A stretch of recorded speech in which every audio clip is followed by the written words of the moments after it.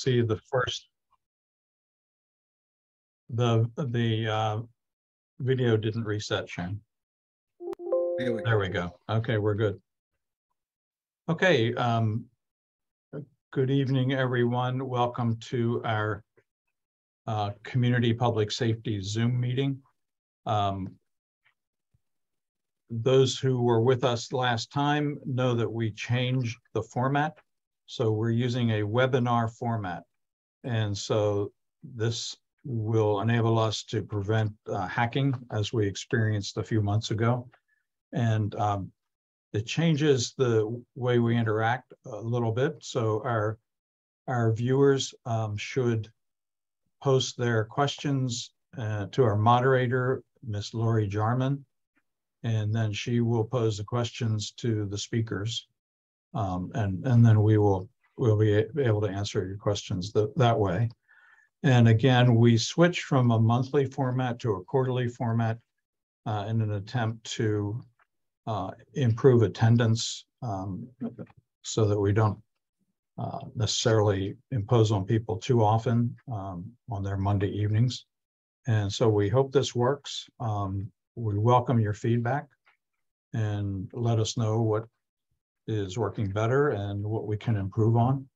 So tonight, we're also changing the order of business, if you will, in order to respect our guest speakers, our special topic speakers' time. We're going to start with the special topic speaker, and then we will go to Major Coletti's crime report.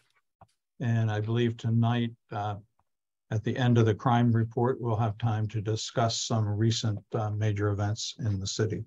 So without further ado, I'd like to introduce Detective Jonathan Hill. He's with the Prince George's County Police Special Crimes Division, the Domestic Violence Unit. Detective Hill, the floor is yours. Thank you. Thank you, sir, and I appreciate the opportunity to speak to you all. Like Bob was saying, that I am Detective Jonathan Hill with the Prince George's County Police Department.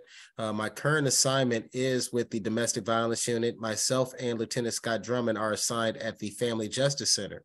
And just to give you a brief synopsis or a brief background on myself, I'm a 23-year law enforcement officer. I've been in major crimes for 17 years, to include sexual assaults in the Special Crimes Unit, the Homicide Unit for several years, and now I'm in domestic violence.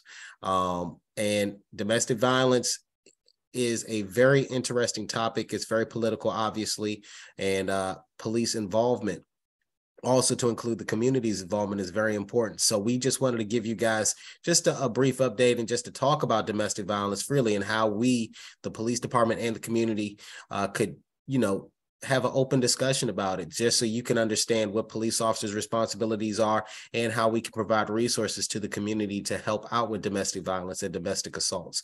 The Domestic Violence Unit is broken down to several different entities, and the Domestic Violence Unit handles various aspects of domestic violence. So we're going to go into this PowerPoint, and it kind of gives you just a brief synopsis and to give you some updated information on some of the laws of domestic violence. So let me get started here. So domestic violence is a violent or aggressive behavior in the home, typically involving the violent abuse of a spouse or partner. And obviously those vary from relationship to relationship, but a pattern of abusive behavior in any relationship that is used by one partner to gain or maintain control over the other partner is what we talk about when we look at the overall domestic violence definition.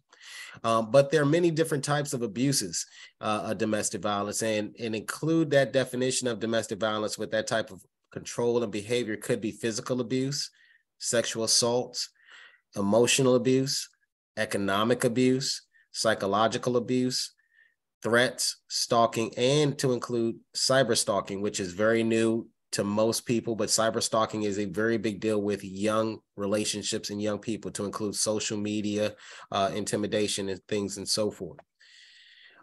Strangulation is a very big topic now because the law has changed. And last year, strangulation cases that we had with the domestic violence unit was only a misdemeanor depending on the definition or how it was explained. But that law has now changed and it is now a felony, and it is a first-degree assault or attempt murder, which was a very big bill that we were so happy to have passed because we are getting a very high number of strangulation cases.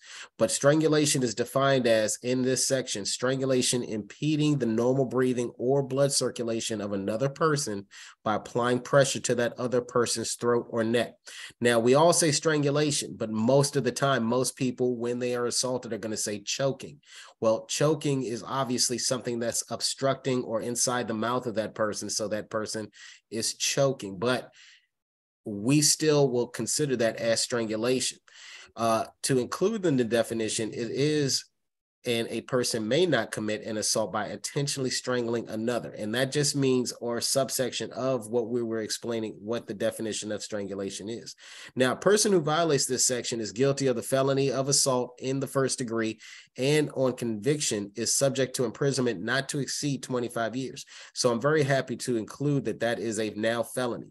And like I said, in some of the cases, we actually do charge that individual with attempt murder, because if you're going to try to strangle that person to the point where they can no longer breathe, or you're applying just a little bit of pressure to that person's throat or neck where they can't breathe, they can possibly die. And we're going to go to the next slide where it even shows you that victims can lose consciousness within 5 to 10 seconds, just applying just a little bit of pressure. Domestic violence victims in strangulation cases are 750% more likely to die than victims of other types of domestic violence. So it's very important that we, as a community and with the police department, looked into this crime and took advantage of it as far as making it a felony. Now, let's talk about stalking, which is a very hot topic lately. And stalking is defined and means a malicious course of conduct that includes approaching or pursuing another where the person intends to place or knows or reasonably should have known to conduct would place another in reasonable fear. Okay, so placing that person in reasonable fear is stalking, meaning that, you know, you can probably cause or try to threaten and cause serious bodily harm to another, or you threaten to assault in any degree, or rape or sex offenses as defined. Okay, the title or attempted rape or sexual offense in any degree, or false imprisonment. We get those cases as well with false imprisonment, meaning that you corner somebody and you threaten them by stalking them. That in the third person is also likely to suffer any of the acts listed in item 1 of this degree. Now, these are all Maryland state laws, and they're just definitions of what stalking is. But we all know that stalking is, like I just said, when you threaten or you try to cause serious bodily harm to that person, or if you threaten to assault them in any type of degree, or if you text them that you're going to sexually assault them, or send a photograph of any type of threat, and you constantly do it. Well, these are stalking. Like I said, false imprisonment as well. When you put somebody in a car and you refuse to let that person out of the car, when you put them in a room and you refuse to let them out of the room, or if you block them in a doorway, well, these all can be defined as false imprisonment. If the person intends to cause or knows or reasonably should have known that that conduct would cause serious emotional distress to another is a very big definition of what we're talking about with stalking. I'm just breaking it down to you. Stalking also includes conduct described in that subsection in person by electronic communication. Like I said, text messages most of the time is with a lot of cases that we get, and through the use of a device that can pinpoint or track the location of another, which is another new technology that we're finding that a lot of people are doing now. I'm pretty sure that you look on like the Apple Store, or you go to Best Buy, and we have these new tag things where people can stalk and chase people down with the tag readers and stuff like that. And they can follow them or trace where they're going and pinpoint locations where they're at. And it's not hard to stick it on somebody's car, or, you know, how people can share people's locations on their phone just by, you know, flicking a couple buttons on their cell phone. So it's not hard to stalk somebody nowadays, given the technology, because we carry our phones everywhere. And most of the time we're not walking, we're driving somewhere. The provisions of this section do not apply to conduct that is perform to ensure compliance with a court order, perform to carry out a specific lawful commercial purpose, or authorized, required, or protected by local, state, or federal law. Meaning, if there are certain provisions given in a protective order or peace order, and or officers are specifically around to carry out a specific goal, meaning if that person has to go into a house to remove some furniture or get some items out of a house or something like that, that person is allowed to by state and federal law if ordered to.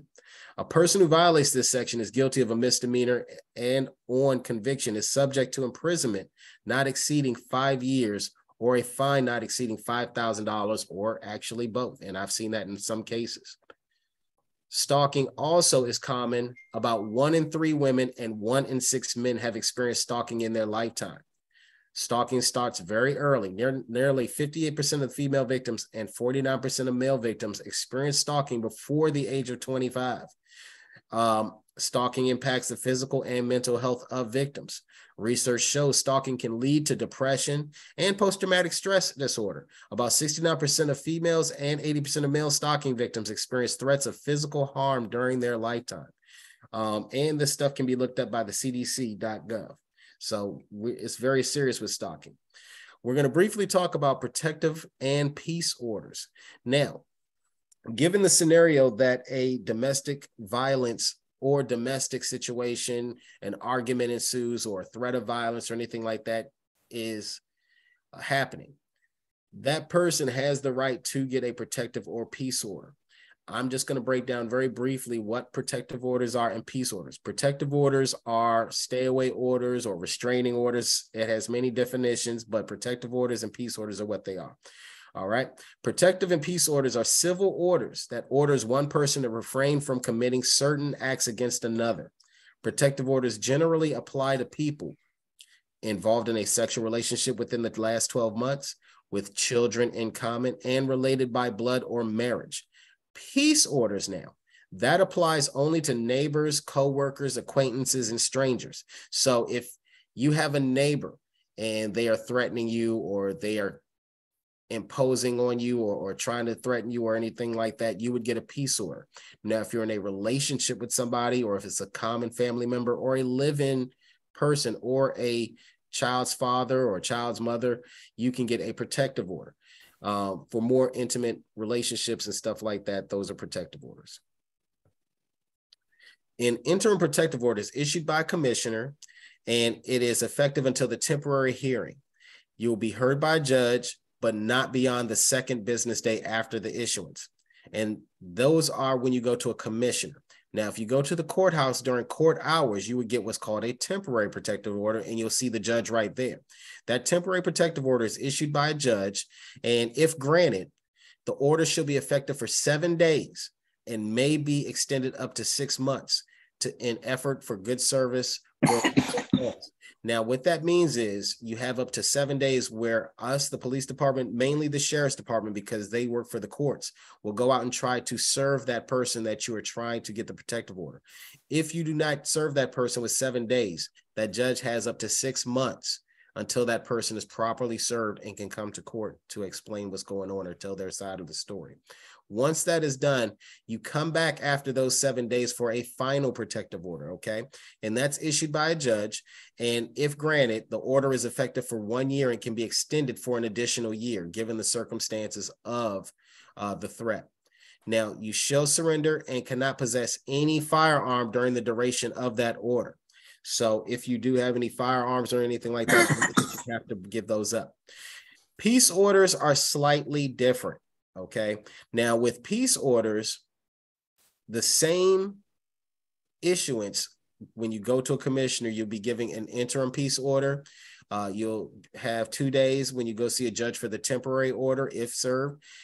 When you go for the temporary order, if granted, you'll come back after those 7 days, just like a protective order. But when you go to your final order, if granted, instead of a year, the order is only effective for 6 months. And it can be extended for an additional 6 months. So like I was explaining with peace orders, if it's a stranger or a coworker or somebody else, peace orders are only for 6 months, not a year. That's the only difference. Protective orders are for a year, peace orders for only 6 months. Now, ERPOs are slightly new, but very effective. If you have an extreme risk of a protective order, ERPO is meant to prohibit an individual from possessing or purchasing any firearm when there is sufficient information to believe that the individual poses an immediate and present danger of causing personal injury to the individual or others by possessing a firearm. The purpose of an ERPO is to reduce gun deaths and injuries by restricting an individual's access to firearms and ammunition. To give you an example, we just recently had a case where an individual owns 22 firearms in his house.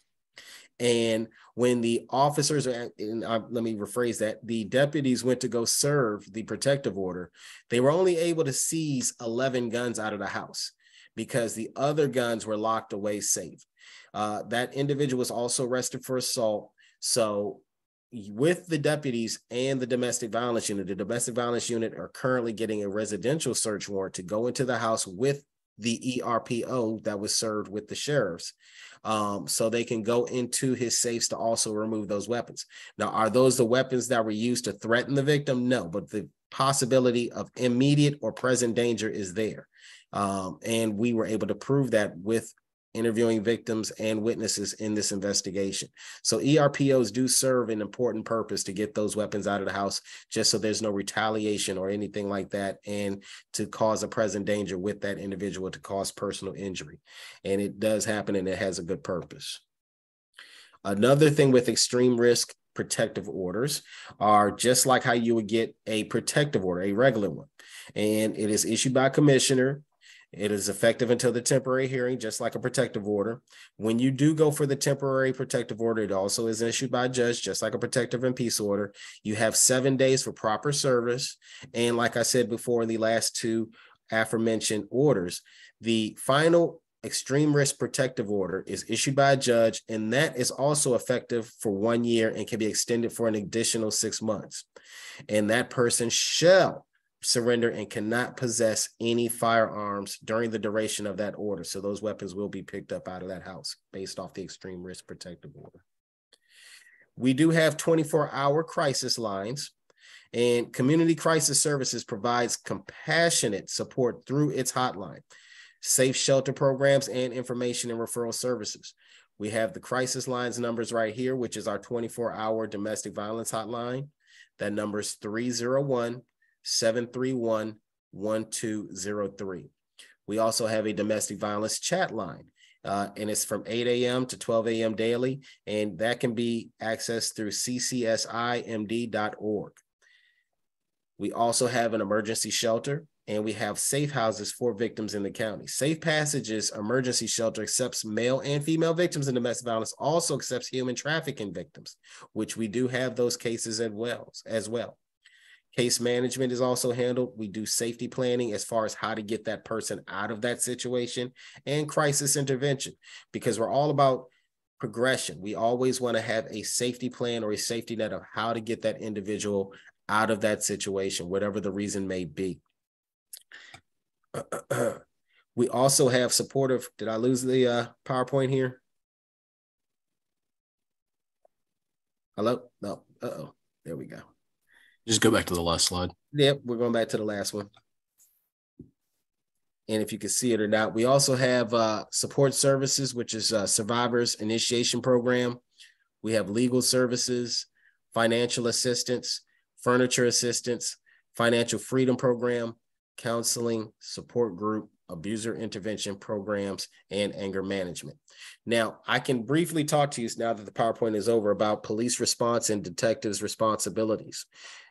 When officers respond out to domestic violence calls, a lot of people are under the assumption that these calls are just your regular, reports will be taken and stuff like that.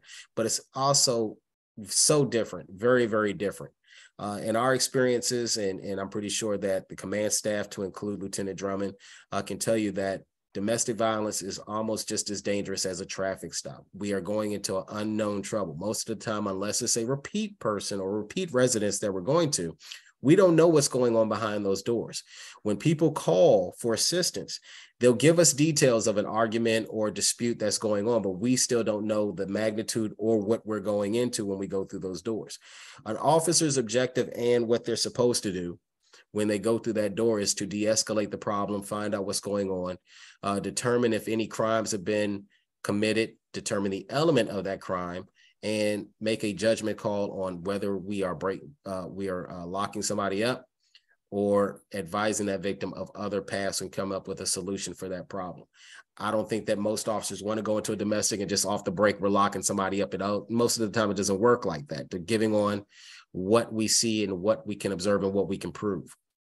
When we go to these calls, once determinations are made, if a determination is made that it's a felony, meaning that a first-degree assault or attempt murder, we're talking about strangulation cases, contact shootings, handgun pointings, if someone is stabbed with or if someone is hit with a sharp or blunt object, well, now we're talking about first-degree assaults. That officer is going to call the domestic violence unit. The domestic violence unit handles those first-degree felony assaults, and that detective will come out and take investigative responsibility. Now, taking investigative responsibility because it's a felony, that detective is going to come out to the scene, more than likely talk to the victim, get a statement from that victim, collect any type of evidence. But our first rule of thumb is always take care of the victim's health, safety, and if it's determined that that person has any type of injuries, the first thing that we do is provide services for that person so that person can be treated at a hospital or any type of trauma that they suffered.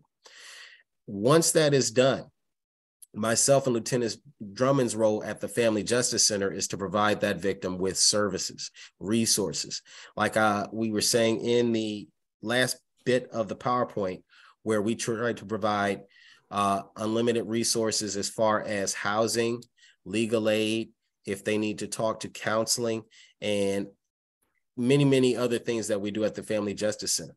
And to describe the Family Justice Center, which is located at the Upper Marlboro Courthouse off of Main Street, the Family Justice Center is a collection of partners, and it's collectively the thought of a one-stop stop, meaning that a victim can come into our building and not only just talk to us, the police, but they can talk to the 27 other partners, to include those people that I just described, like CCSI, who handle childcare, legal services, not to mention legal aid, not to mention the House of Ruth, which I'm pretty sure most of you are aware of, and many, many other entities.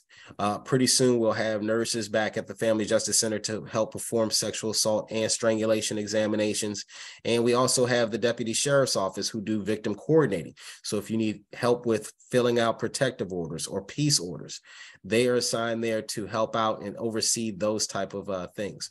So it's a lot of resources. We just collectively as a community want everybody to know that we try our best to get it done the best way possible. Obviously, this world is not perfect. Not everything is black and white, but we try our best to do our due diligence to make sure that we see things through.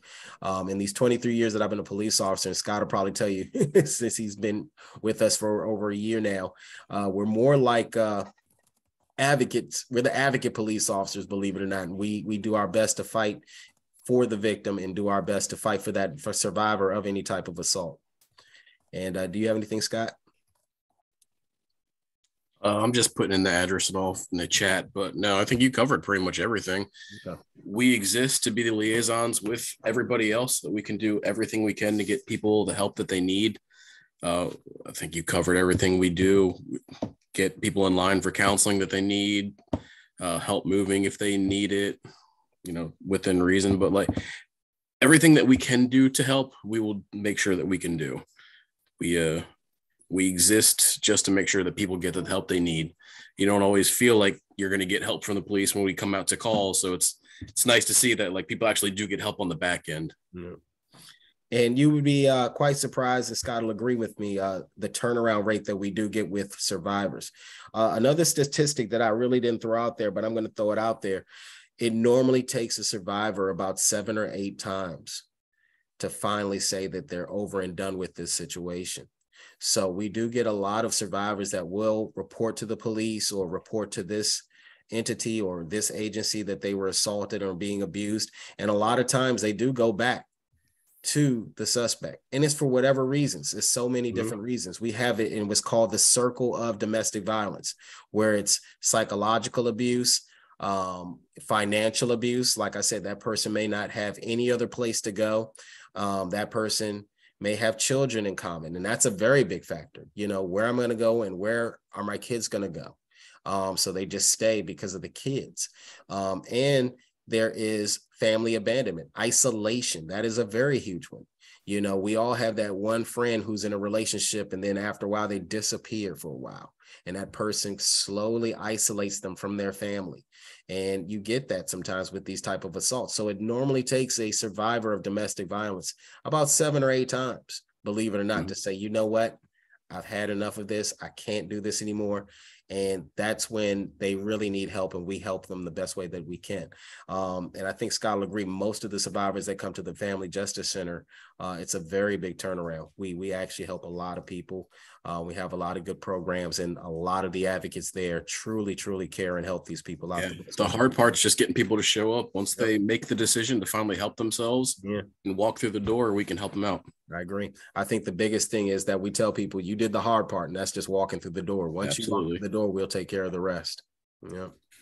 So I think that is it. I thank you for your time, and I appreciate you guys giving us and extending us the invite to come and talk to everybody about domestic violence and these type of assaults. And we'll stick around for if anyone has any questions. But thank you. Thank you, Detective Hill, Lieutenant Drummond.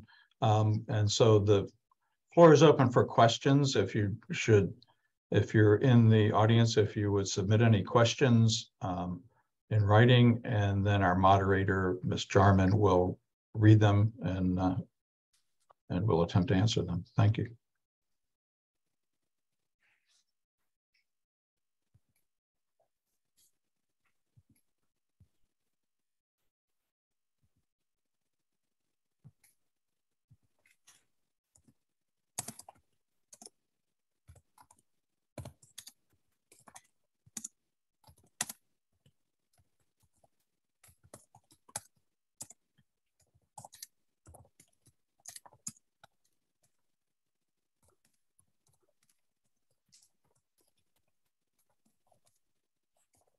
So I have a short question just to clarify.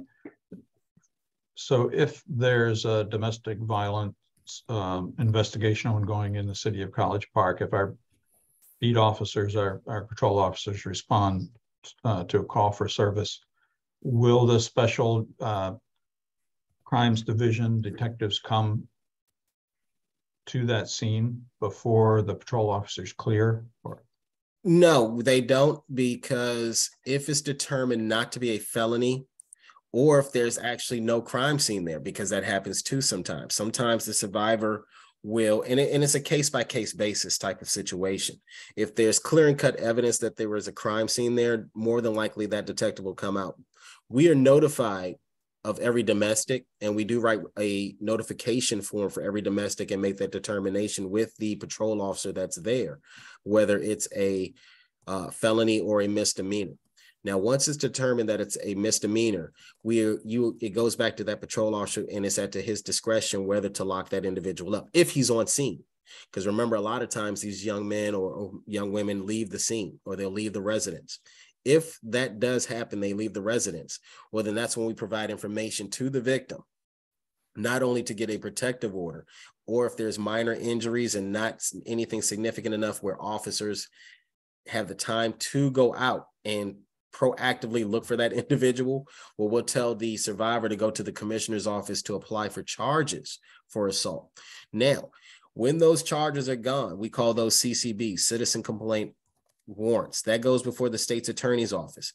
And based off of the statement of charges, which that victim is going to write when they get that warrant, if the state's attorney's office feels like there's further investigation needed, or they feel like the elements of the crime are a misdemeanor, well, believe it or not, that CCB comes back to my office, and myself and Scott Drummond, Lieutenant Drummond, go and we look into the case, and we actually reach out to the victim, and I put my detective cap on and I work the case. I don't lose much evidence on it. But as you know, when time goes by, we always lose a little bit of something. But most of the time, believe it or not, Most of our survivors come with enough discovery. A lot of survivors are inept enough to take photographs of their injuries. So I'm able to collect a lot of stuff, believe it or not. And I've actually got a very good rate of convictions based off of these complaints. So it's not a perfect system, but we try to do our best because we get so many volumes of calls. Okay, thank you. And I think, Lori, you have some questions. I did, but it looks like Lieutenant Drummond may have answered them already in the Q&A. And Mr. Rastelli said, thank you. And I'm gonna ask Lieutenant Drummond, were you able to answer those questions? Because they were there and then they were gone. I can see you were typing. Yeah, I answered them. They're in Okay, the answer section. Okay. I don't see any other chats. If I'm missing anything, please let me know, attendees. And we are trying our best to get some information to all that are participating. It will be the Justice Center address. So as soon as we can get that out there, we will let you know. Okay, thank you.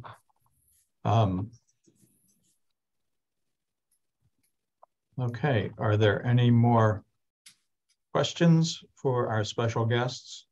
And feel free, if you think of something later tonight or tomorrow, feel free to send us an email.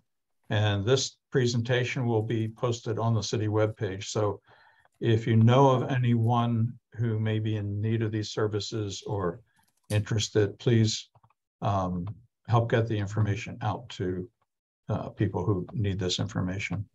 Thank you. And again, thank you, Detective Hill, Lieutenant Drummond.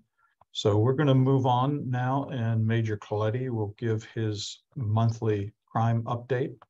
And then we'll have some discussion after that with Major Coletti and his staff. Thank you. Major, it's all yours. Okay, thanks, Bob. And Sharon, whenever you're ready, you can post the first slide.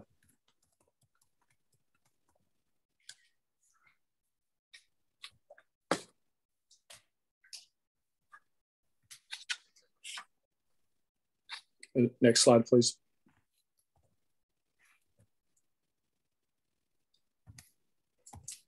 Okay, for the month of March, we've had 1 commercial robberies in the city. We had 1 report of an assault.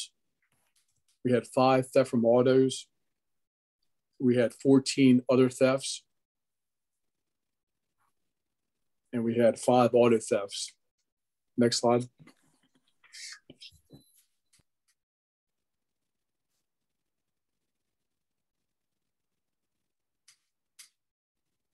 Regarding the commercial robbery, commercial robbery was on March 4th at 5:20 p.m.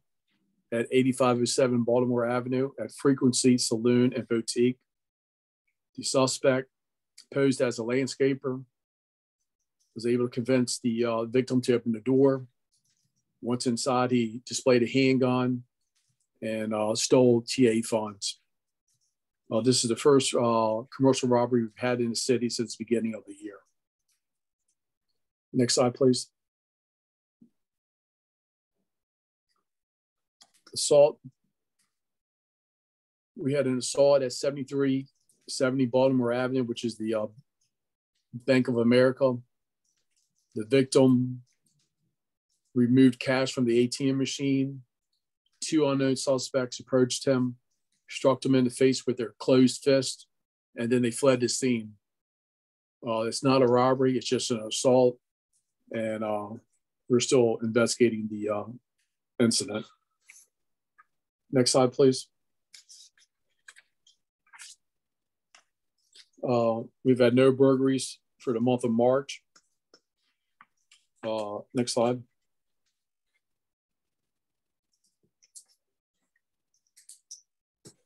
As you can tell, if you look at the other thefts, they're all grouped together.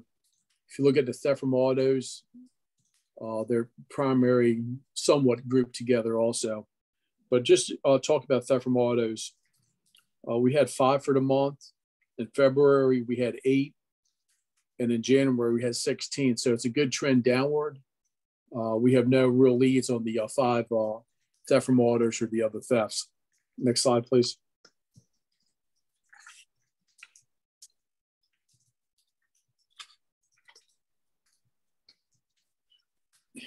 I'll just go back real quickly. I'm just looking over some of my notes.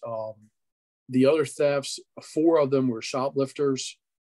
3 of the incidents were at the CVS, and 1 of them was at the Village Pub Liquors.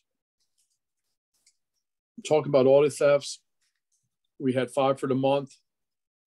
No real trends, but which is disturbing is 2 out of the 5 were what we call jump ins, where the victims left the vehicles running, suspects jumped in the car and took off.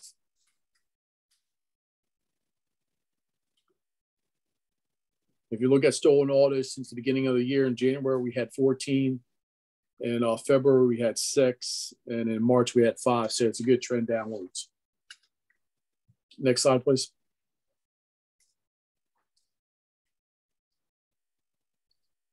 Just a noise complaints is the heat mapping, just showing the locations within the city where we're getting most of our noise complaints from.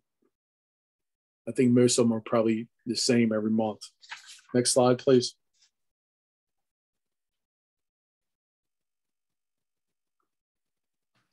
See heat mapping for the quality of life issues.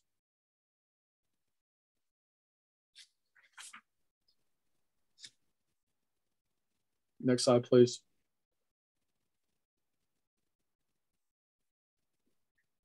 It's another heat mapping indicating our field interviews where we stop suspicious persons and we talk to them, and also our traffic stops.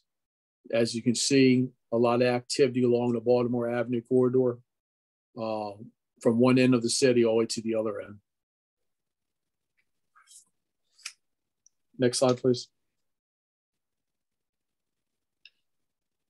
Just a graph showing our monthly comparisons. I'll let everybody just look over it for a quick second.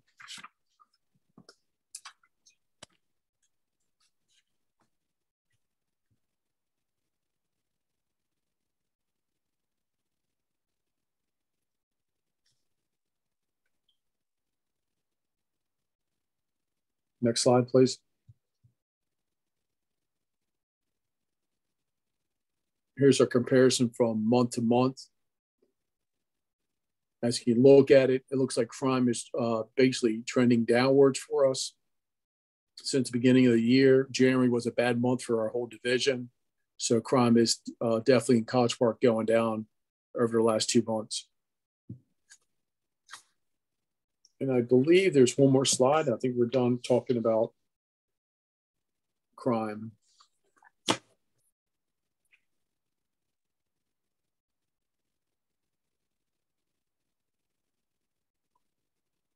Okay, before I jump to the incident regarding the burnouts, I'd like to ask it or see if we have any questions regarding crime in College Park. I don't currently see anything in the Q&As or the chats. Okay, thank you. Major, I have some information that before you proceed. Sure. There were 2 bills introduced in Annapolis this session. One was Senate Bill 229, and this would have allowed noise abatement monitoring systems, so-called noise cameras. And when I looked at how that had progressed, it had gotten quite watered down to where it would only allow for a warning notice. And all of the fines and such had been eliminated during the vetting process so far. The other was House Bill 208, which was a street racing and exhibition driving bill. We had our city lobbyist check the status of these late today, and he reported that neither of these bills was on a list of legislation that would be voted on before the end of the session. The annual session ends tonight at midnight, and so neither one of these bills appeared to have made it through this session. I think there is a representative of Delegate Lehman's office on this call. If you would please if there's any other information, if you would enter that in our chat, please, or our Q&A. But as I say, the latest information we had late afternoon was that neither one of these bills was going to pass this session. So, you know, the House bill had a lot of sponsors, a lot of co-sponsors. So I'm sure that'll be back next session, next year. And the Senate bill had fewer sponsors, but that was the so-called speed camera bill. So we'll see how that makes it next year. And that's just some updated information relevant to speed enforcement. Before you start, we do have a couple of quick questions. This is from an anonymous attendee. Do dash cam videos do anything to help indict burnout nut jobs as evidence? Can you repeat the question? You broke off. Sure. Do dash cam videos do anything to help indict burnout nut jobs as evidence? They can provide some evidence for us. Okay, thank you. Second one is, what is quality of life issues? Also, chat is disabled. What constitute other thefts which increased?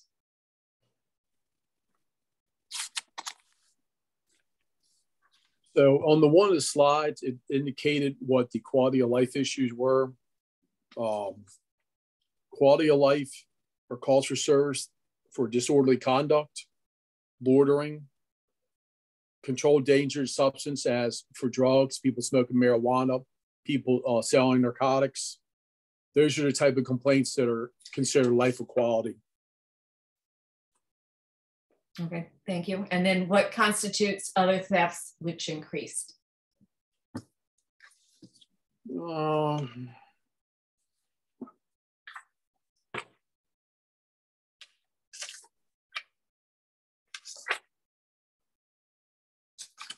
Okay, other thefts can be anything from someone stealing your cell phone, your bicycle, shoplifting. We had someone steal the letters off the building from City Hall. That's considered a theft. Clothing from a laundromat. It's anything besides, any theft besides theft from autos or an auto theft. Okay. All right, thank you. That is it currently. And if you will, I can also report, we got a report from Mary Jane Coolin, Chief of Staff for Delegate Lehman, that the information we have is correct. And Delegate Lehman and Senator Beatty are extremely disappointed that the bills were held in the Senate Judicial Proceedings Committee, and that they will continue to work on the bill, and I'm sure it will be back next year. So thank you for that information.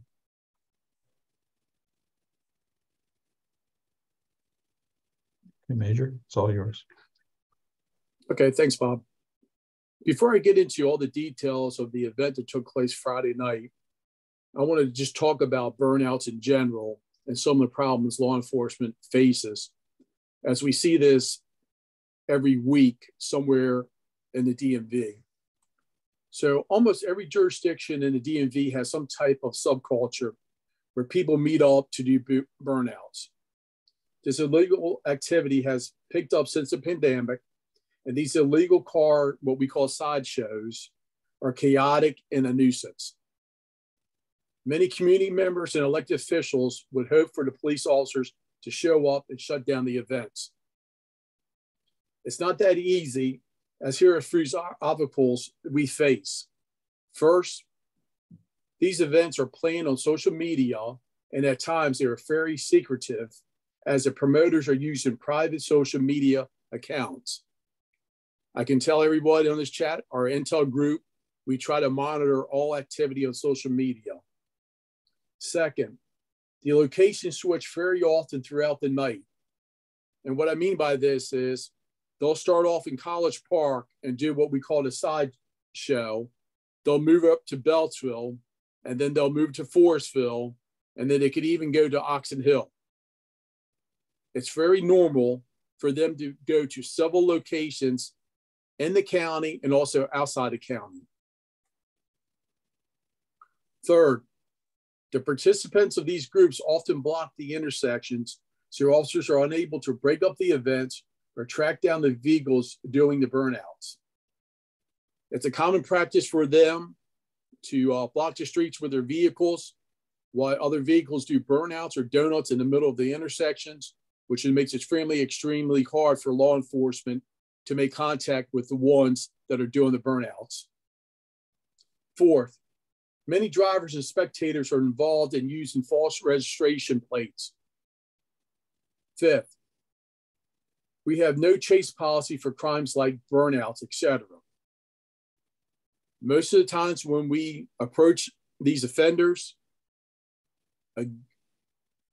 many of them will run from us, they will flee from us, in which our general orders prohibits us from chasing them. Lastly, officer safety. In the past, officers have been assaulted, cruisers have been damaged, and on one incident up in Beltsville last year, an officer was T-boned by one of the racers trying to flee the area. The new trend is for racers to shoot fireworks off as officers exit the cruisers and light fireworks underneath the cruisers. Many drivers are armed with handguns and or they drive stolen vehicles and of course unregistered vehicles. So I'll get into the incident on Friday night. Prince George's County Communications received a call for service in reference to the burnouts at 0221. So 2 o'clock in the morning, we received a call. The call for service was held for 5 minutes due to the volume of calls within Division 1. The call was dispatched at 2:26 in the morning. The shift commander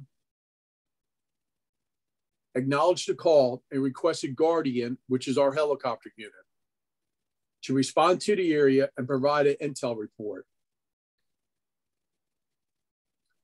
In the past, officers had been assaulted, cruisers had been damaged, and one incident in Beltsville, as I spoke about earlier, the officer was T-boned by a racer trying to flee the area.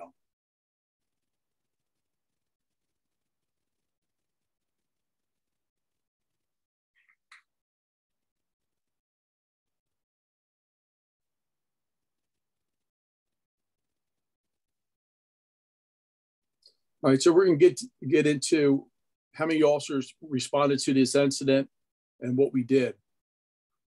For officer safety, the shift commander instructed all of our Baker sector units, which was 1 sergeant and 5 officers, along with 4 city contract officers, to stage northbound Baltimore Avenue at Cheverly Hill Road and stand by for a briefing prior to entering the location of incident. The shift commander requested officers from our Beltsville station to stage at Rhode Island Avenue and Sunnyside Avenue to assist with the police presence and ensuring that the crowd continues to disperse and not regroup on the car wash on Rhode Island Avenue over in Beltsville. District 6 provided 1 sergeant and 4 officers. As many of you know, Hyattsville is a 2-sector station. Officers assigned to Adams sector were assigned to handle 911 and emergency calls in both sectors while we were dealing with the burnout issue.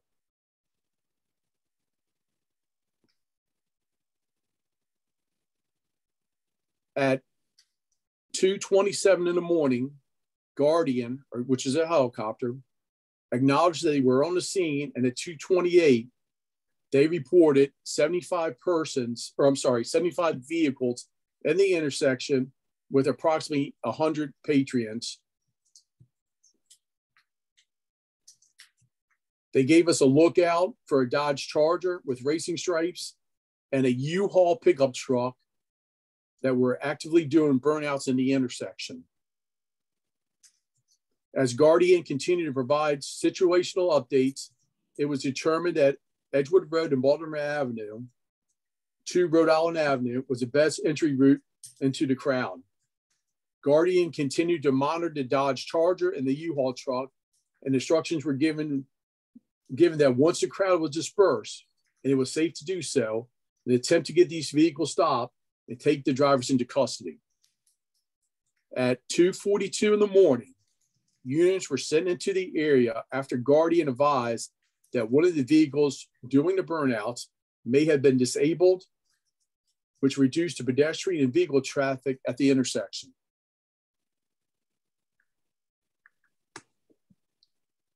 At 2:46 hours, a traffic stop was made on the Dodge Charger at Rhode Island Avenue and Sunnyside Avenue.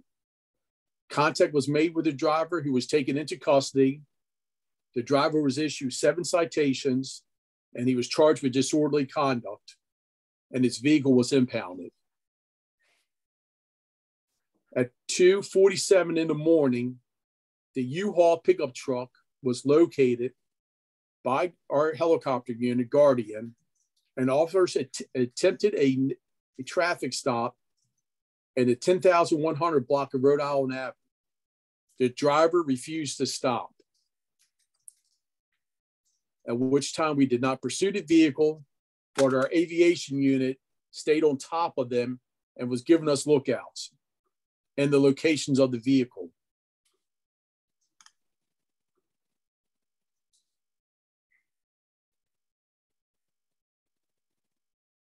We followed the vehicle to the 4800 block of Laguna Road, at which time the driver exited the vehicle and fled on foot. Guardian was still monitoring the suspect, and we were able to take the driver into custody. At that time, the driver was issued 9 moving violations. 2 of them were for fleeing and eluding, and 1 was driving without a license. Both of the drivers, we are meeting up with the state's attorney's office, and we're going to ask them if they can amend the charges to include a criminal charge of reckless endangerment.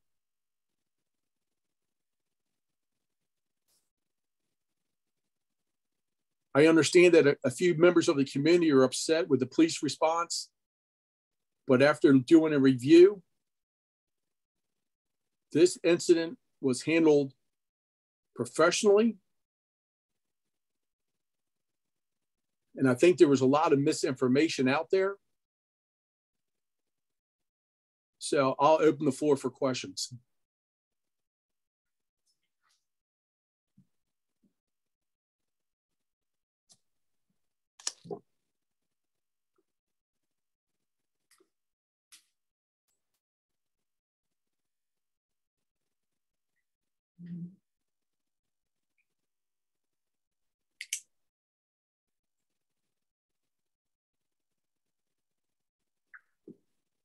There don't seem to be any on Q&A or in the chat.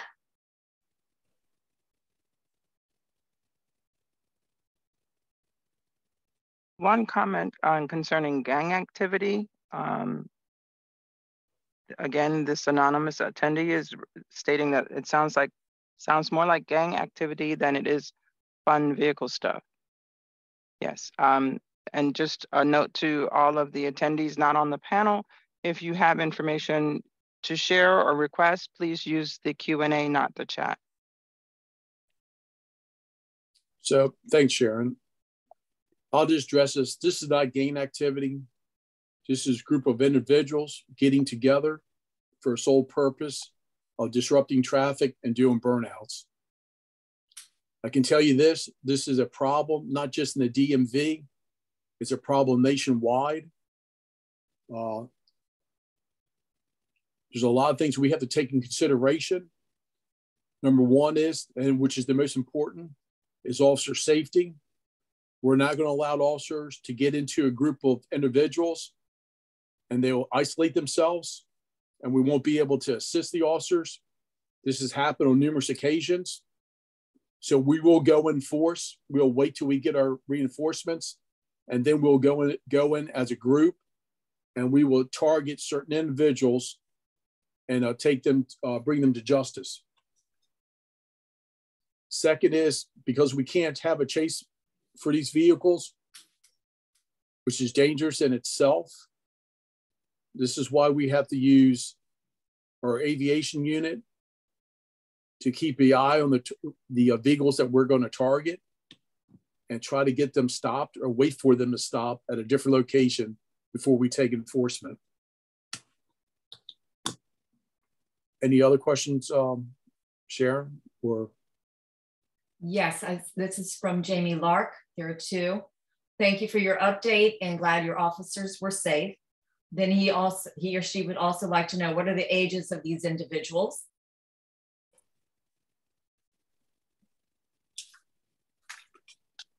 yeah, so just give me 1 minute and I'll look it up real quick.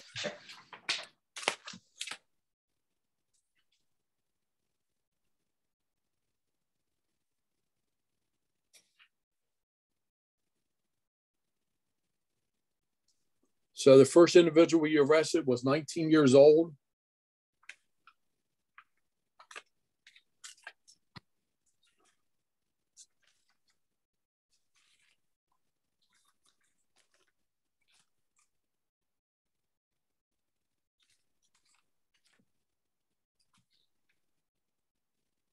The second individual was 22 years old.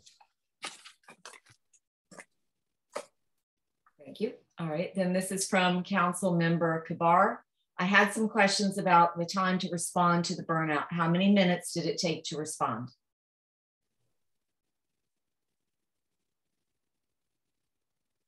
Okay, I'll go over it again.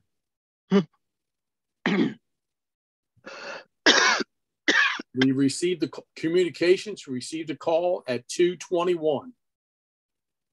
The call was held due to the volume of calls that were coming in Division 1. It was a very busy night. The dispatcher dispatched a call at 2:26 in the morning. Okay. At 2:27, our aviation unit was notified and they were on the scene at 2:28.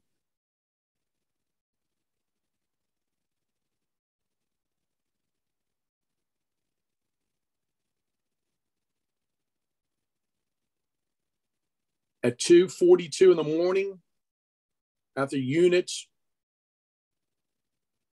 responded to the briefing site, they moved into the intersection. So they moved into the intersection at 2:42 in the morning. I hope that answers everybody's questions.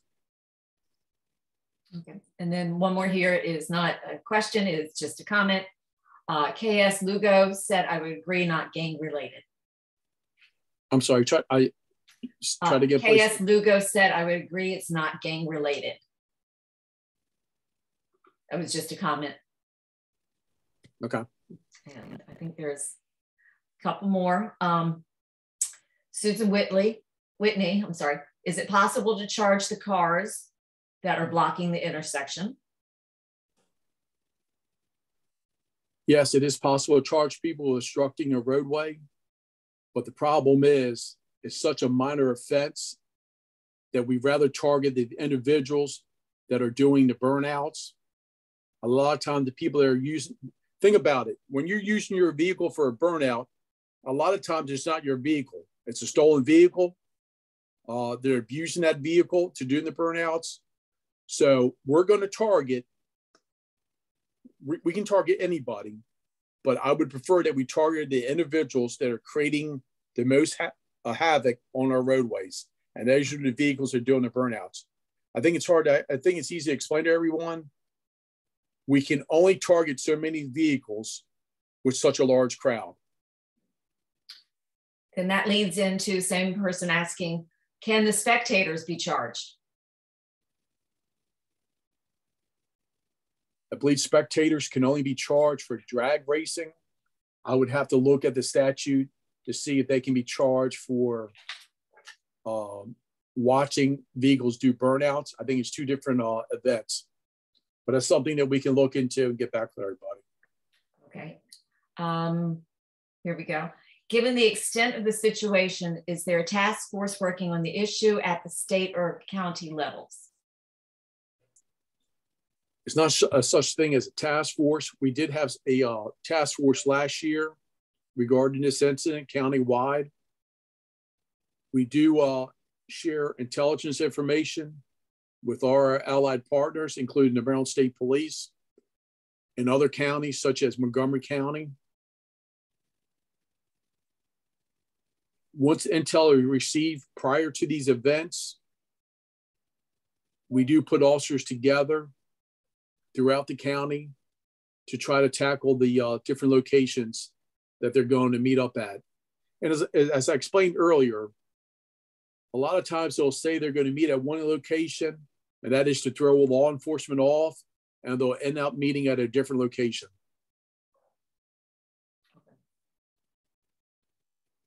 Okay, here's another question, comment. Thanks to Major Kiliti for the very detailed report, including the detail about the 911 times. It is great to know about the arrests and charges. Does anyone in the meeting know whether a 5-minute delay when calling 911 is normal? Does the county have any sort of standard tolerable wait time? And then finally, does the county have a sort of maximum wait time after which the county puts more resources towards answering 911? So three questions there. So the best way I can answer that question is every call is put on a list based on its priority.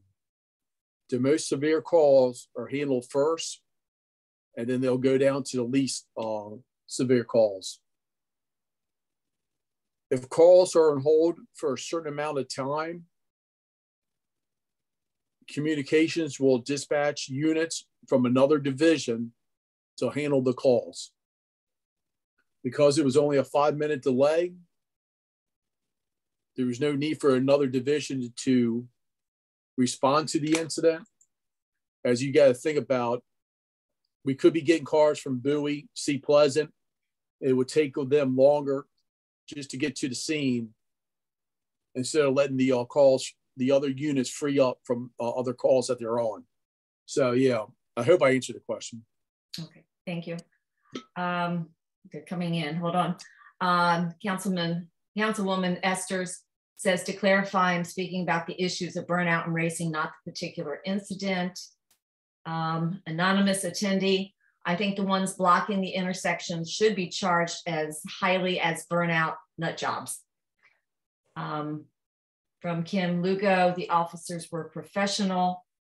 Council Member Whitney said, thank you. Council Member Kabar, are those who are charged local residents? Those who are charged at what? Local residents, or were they out of the city? I know one had a address in Baltimore. The other one had an address in Germantown. Okay, thank you. Would placing spike strips on the road help prevent cars from fleeing?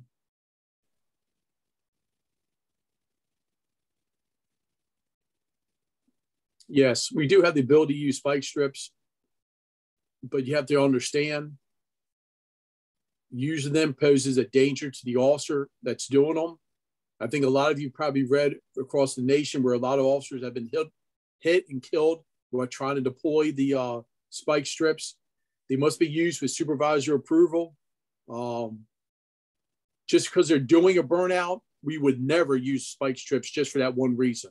Okay. There must be some other circumstances along with the incident before we would deploy spike strips. Okay, one more, Council Member Esters. Is there a way to make roadways less attractive to those doing burnouts? I wish it was so, but just based on the way intersections are built, the answer is I don't have any I can't think of anything we could do differently to the intersections. Okay. Then from Mayor Pro Tem Denise Mitchell, thank you for this update. I know with staffing issues currently within PG County Police, your officers did a great job. Okay, thank you. And that is it for the moment. Okay, I think I'll just wait a few minutes, just in case somebody's typing some more questions in, give them the chance so that we can address their concerns.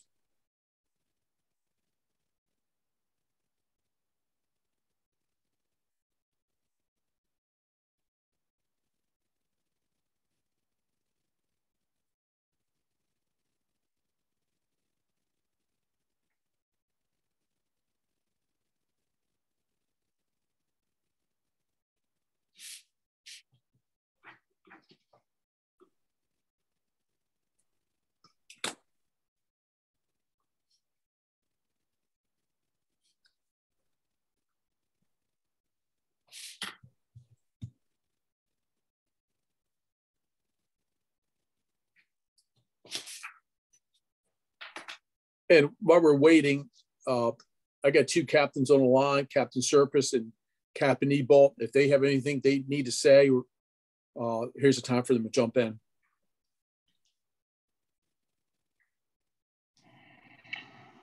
No, sir, I think you've addressed everything. If anybody has any questions for me, feel free. And thank you all for your time.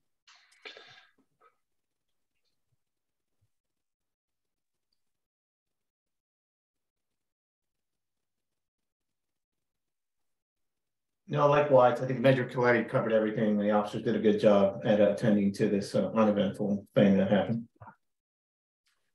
We have some comments. Councilperson Whitney, thank you. And Scott Scheck, we appreciate that you were able to apprehend the two performing the burnouts. Great work. Thank you.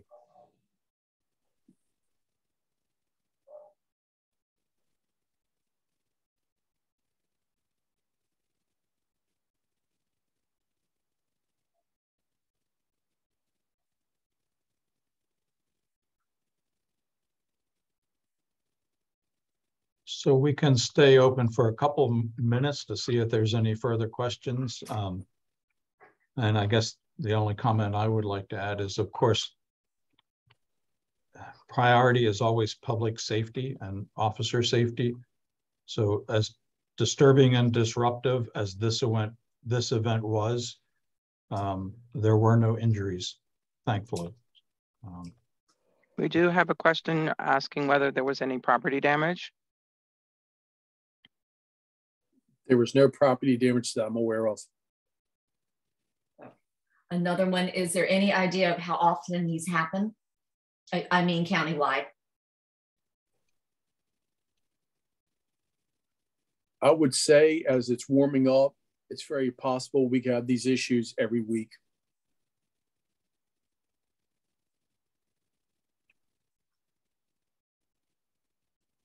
Okay. Glad to hear the intersection wasn't damaged since it was recently repaved. That was from Jamie Lark. Councilperson Kavar, thank you always for your service. Councilperson Esters, thanks to all the officers for their efforts to address the situation. Thank you. And I just want to note that our aviation unit was up in the air for 1.5 hours during this incident. And they did an excellent job relaying the information to the street patrol officers. So it was a good teamwork. And I've been on 41 years. I was really impressed with the way they handled the situation. You always have to worry about civil liability. And I think these guys were right on target. They did an excellent job. And we'll prepare a letter of commendation for all the officers that were involved. Another thank you from Kim Lugo. Thank you to the aviation and patrols.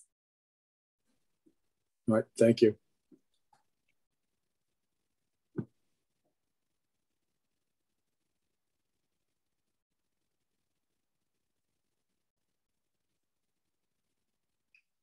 Have there been any other similar incidents in the area?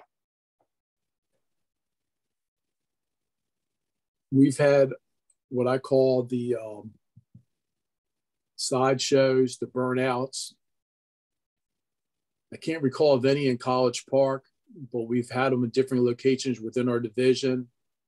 And we also had them in many other locations throughout the county. As I stated earlier, a lot of these groups will go from one location to the next. So as we chase them out of one location, they'll try to go to another location. And as I mentioned before, they're very secretive about how they're going to meet up. And they will purposely put out bad information and go meet at another location. So it's a lot of moving parts to this.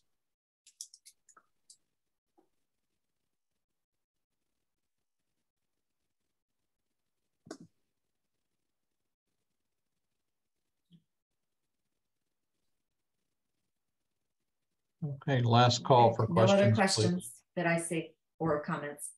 Okay, thank you. Last call for questions. Sorry, something else just popped in. 3 a.m. Sunday morning, four-wheeler on Muskogee and 48th Place, up and down Rhode Island. This person lives in North College Park. And then Council Member Whitney, please let us know if there are any legislative changes you need to help address this issue so that we can advocate for you and our citizens. Well, for the second question, I appreciate that. And we probably will try to think of some ways we can enhance the law. But yes, we'll definitely get back with her on that. Reference to the ATV, I appreciate the information. If you have detailed information where this individual lives, if you can put it in the chat group or send the information to Bob Ryan, I would appreciate it.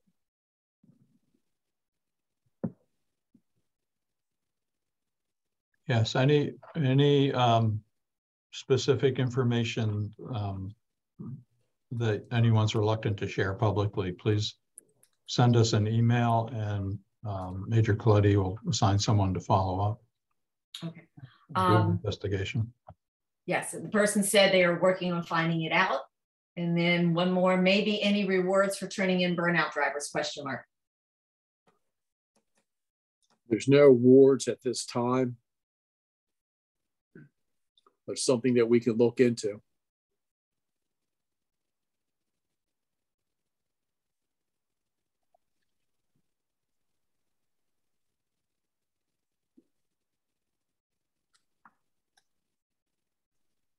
Okay, again, final call for questions. If you think of anything later, please just send us an email and then this session will be posted on the city webpage. And I'd also like to thank our city manager, Kenny Young, for attending tonight and lending his guidance to our response to these events. So thank you. And good night, everyone. Thank you for attending. This is our largest attendance. Good night. Good night.